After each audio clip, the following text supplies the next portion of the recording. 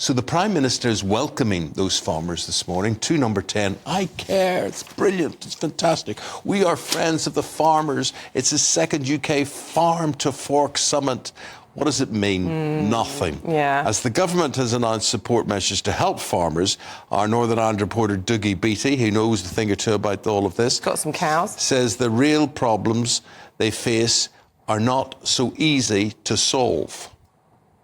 To those not involved in the industry, a picture-perfect spring day masks the problems that lie behind our multi-billion-pound agri-sector. For the last decade, farming has faced its biggest challenges, and most of those came from the environmental legislation and hidden taxation. When the UK left the EU, many of those government departments stayed close to the workflows and legislation that was set in Europe and changed the single farm payment to a reward scheme rather than subsidy. These policies have caused problems throughout the EU.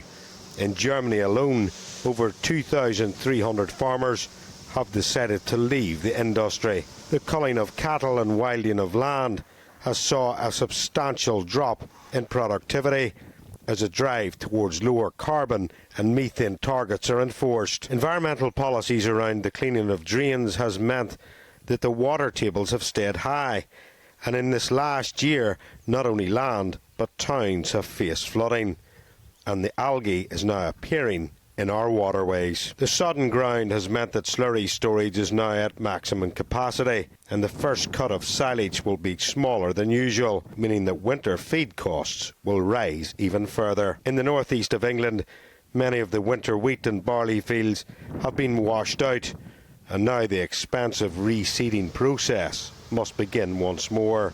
Rising energy costs have placed pressures on refrigeration, meaning that the storage of products such as potatoes is no longer financially viable. Grants and tax incentives for tree planting schemes has saw many tenant farmers leave an industry where the average working week is 72 hours. If the Prime Minister is to offer real help to farmers, he must look at how his targets will reflect on cash flow and stop rising input costs that have risen to over 35% in the last 2 years. Dougie Beattie, GB News.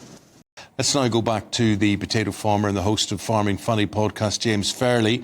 And we were talking about this summit there will be today at Downing Street, James. So the Prime Minister brings the farmers through the doors and pretends to talk to them. Does he listen to them? No. Unfortunately, most people in politics, they don't really listen to the common folk who have the real struggles.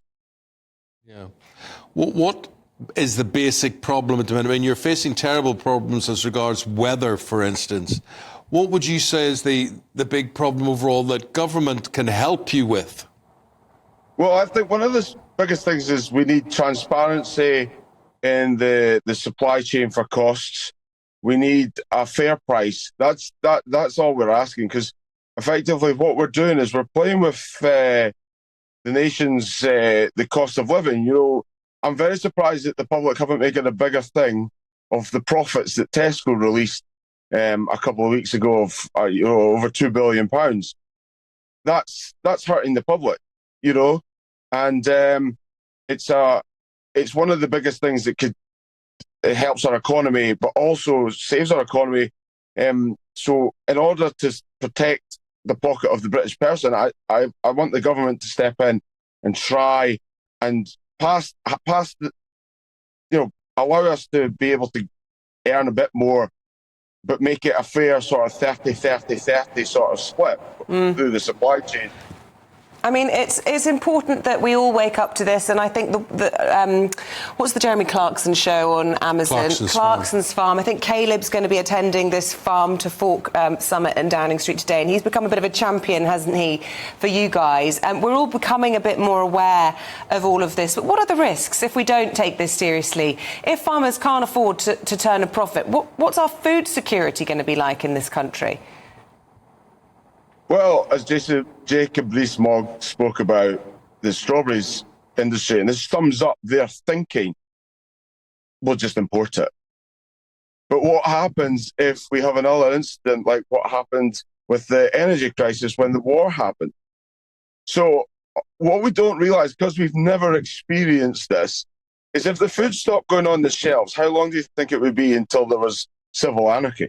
Not anarchy, sorry, but civil uprising. That is the level of importance of food. And there is becoming a point where people my age, the world's a small place now. We're all got families, that's 6 till 9. At the moment, we're working to try and plant potatoes every day. I've got a young child, and the risks are a lot higher because costs are a lot higher. So you ask yourself, why should we, what's the incentive? What's the drive? And we need to protect that, because if we don't protect that, it's big problems and it affects the whole economy. James, you must have thought long and hard about whether it's worthwhile continuing doing what you do.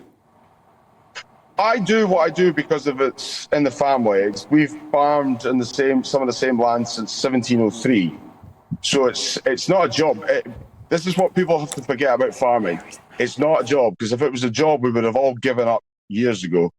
This is it's a lifestyle. It's a pride thing for me. I want to hand that on potentially to my next generation. Nothing will make me prouder. But if it was about making money, we would have given up. Obviously, you have to make some money, but the hassles and the stress that we go through to get there, I think that we need a more justified system of doing it. But again, it is a marketplace, so it's the way it is. Wouldn't it be wonderful if more people could become farmers, if it was something that people did because they could make money doing it? I mean, look at that blue sky behind you. You're up in Dundee in Scotland. You're outside. You're in nature. There's lots of perks to the job, aside from all the stress, which I suppose lots of jobs also carry. I mean, don't you wish that farming didn't have to be such a negative job, I suppose? Look, don't get me wrong. There's some days I'm sitting on my implements and going up and down the fields, and it's a lovely job, it is. But the hassle of having the big guy up there deciding what you're going to get down here, that's a real difficult one. Your whole season is dependent on the weather. I mean, we had 7 months of rain from basically October to March. Yeah, I mean, it's impossible. And you try and stick potatoes in the ground using soil 12 inches deep. It's been a struggle, but we'll get there. Oh. Just final point to you, James. One of the headlines in the papers today is about British nature being in crisis. Can you coexist with nature, with the foxes, the hedgehogs, the squirrels, the sparrows, whatever? Are they your friends or are they your enemies? Yeah, look, I love nature. I think it's got its place. I think people need to get real a little bit. Foxes are detrimental to, they want to kill newborn lambs at any opportunity they get. They're not these cute little things you see running about the street. I think there's a place for it.